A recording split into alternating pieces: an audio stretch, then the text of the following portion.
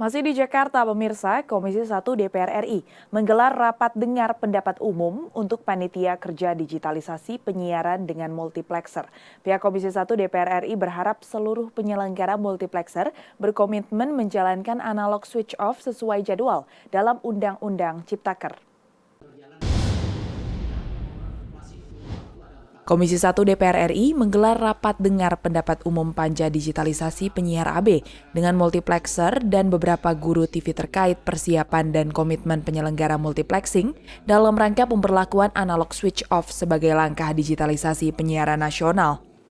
Ketua Panja Digitalisasi Abdul Haris mengatakan telah mendengarkan dalam rapat dari para penyelenggara multiplexer terkait persiapan dan kesiapan dalam menyambut digitalisasi pada awal November tahun ini. Abdul Haris mengatakan pihaknya telah mendengar bahwa para penyelenggara multiplexer masih dalam progres pendistribusian. Namun diharapkan para penyelenggara multiplexer tetap berkomitmen dan mempunyai kesanggupan dalam melaksanakan analog switch off sesuai undang-undang berlaku. Konklusinya kami telah mendengarkan semua kesiapan apa yang sudah dilakukan oleh teman-teman multiplexer terhadap persiapan analog switch off 2 November 2022. Kesimpulannya masih dalam progres. Cuman banyak sekali kendala, terutama berkaitan dengan pendistribusian.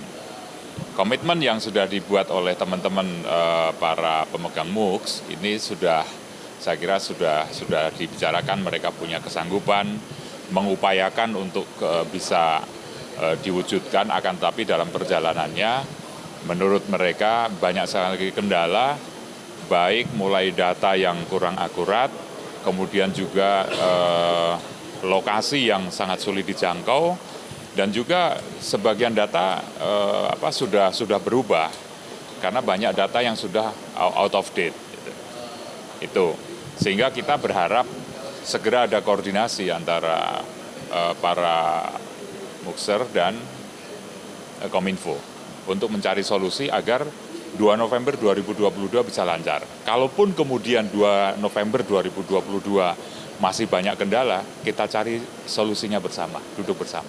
Sementara itu, anggota Komisi 1 DPR RI Muhammad Farhan mengatakan salah satu solusi pendistribusian set-top box agar digitalisasi sesuai jadwal adalah mendorong distribusi yang bersifat mandiri. Artinya mendorong pelaku usaha bukan hanya memproduksi, namun juga mendistribusikan ke masyarakat. Memang agak berat ya, terutama untuk melakukan distribusi dan juga instalasi. Karena gini, sekarang ini kita memang berhasil memperjuangkan anggaran pengadaannya, tetapi yang kita kemudian belum berhasil untuk anggarkan ya adalah anggaran untuk instalasi dan distribusi. Kan nggak mudah ya. Barangnya misalkan ada di pabrik di Bekasi, Jawa Barat, kita mesti kirim ke Riau gitu, nggak bisa jalan sendiri ya. Sampai di sana kita kan mesti sediain kabel, sediain teknisi gitu. Jadi memang tidak semudah itu melakukan distribusi dan instalasi dari STB yang gratis. Itu sebabnya solusinya adalah salah satunya kita kemudian dorong melakukan distribusi yang sifatnya mandiri.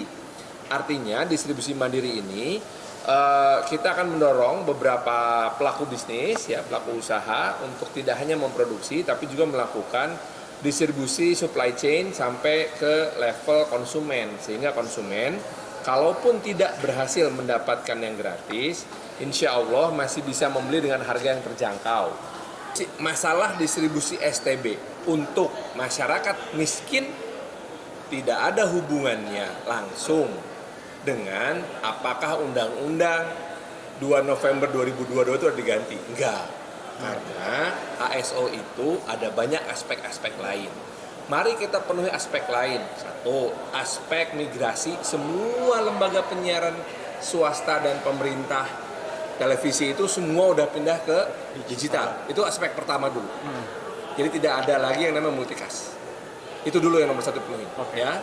Nah, kedua adalah kemudian pastikan bahwa kita sudah mensosialisasikannya. Jadi semua orang tahu bahwa yang namanya 2 November digitalisasi adalah satu, televisi Anda sudah mampu menangkap siaran digital. 2, kalau televisi Anda belum mampu, maka cari STB.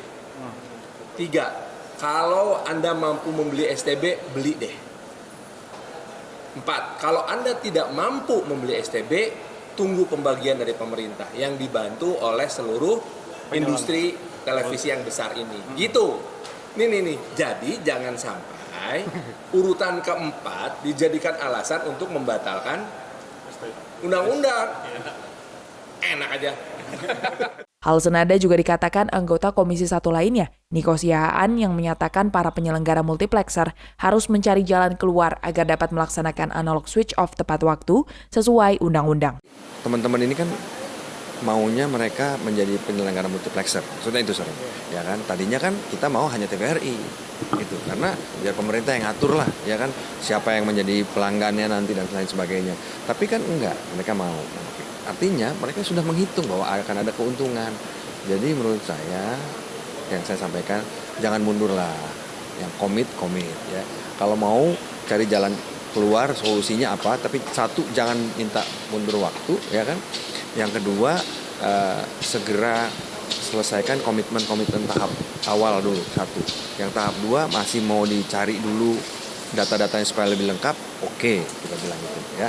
Jadi selesaikan tepat waktu dan kemudian cari solusi untuk daerah-daerah yang sulit. Itu kita setuju. Berdasarkan Undang-Undang Cipta Kerja, batas akhir analog switch off atau migrasi siaran analog ke siaran digital televisi adalah 2 November 2022 mendatang. Dari Jakarta, Dio Malau, Nusantara TV melaporkan.